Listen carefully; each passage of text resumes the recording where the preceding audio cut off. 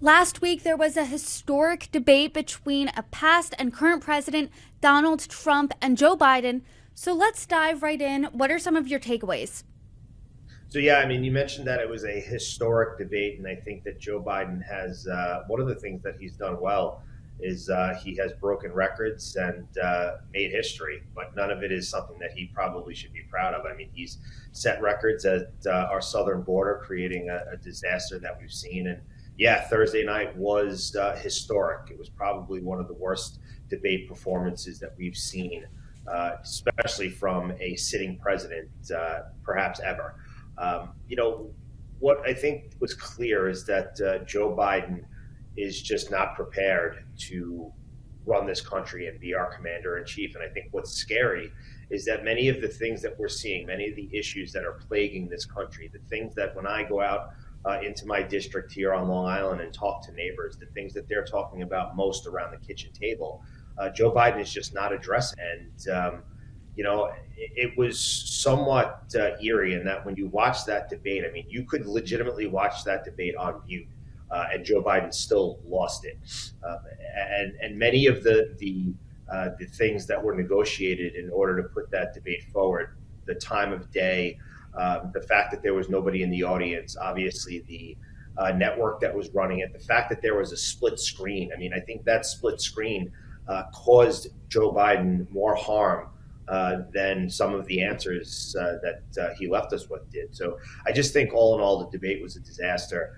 You can see from Democrats the next morning on Capitol Hill that they really didn't have an answer when asked, do you think Joe Biden is prepared to run this country, to be our commander in chief? Some of them just refused to answer. And when it comes to what we're seeing on a global scale, when we talk about China, when we talk about Iran, when we talk about Russia, when we talk about our adversaries, there is no question that it wasn't just the American people watching that debate.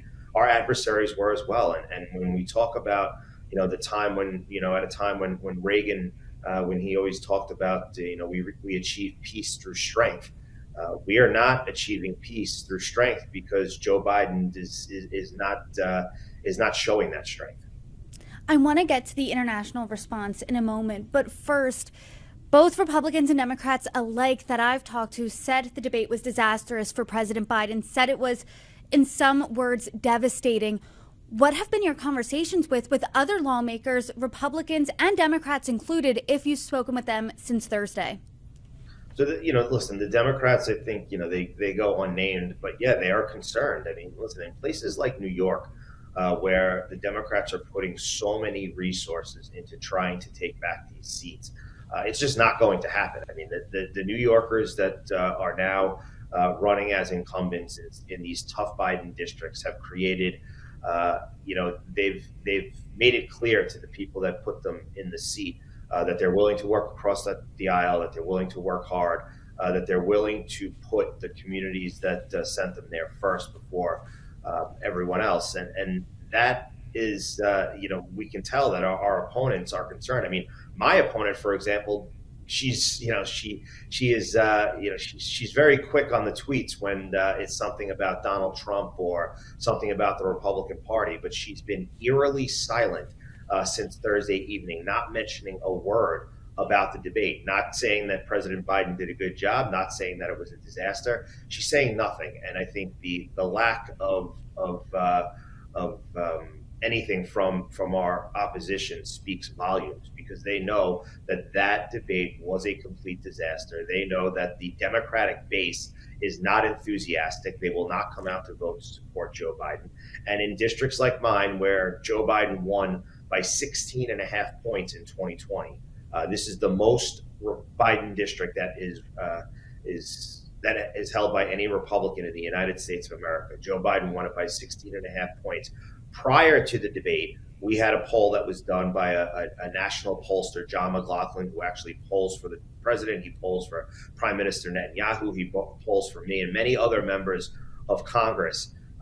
President Trump is up 7.5 points. So he went from a 16 and a half point deficit to being up by 7.5. I am up by even more than that. And again, this is a district that the Democrats believe is their first and easy target. It shouldn't be their first target, and it's definitely not easy because we are going to win again.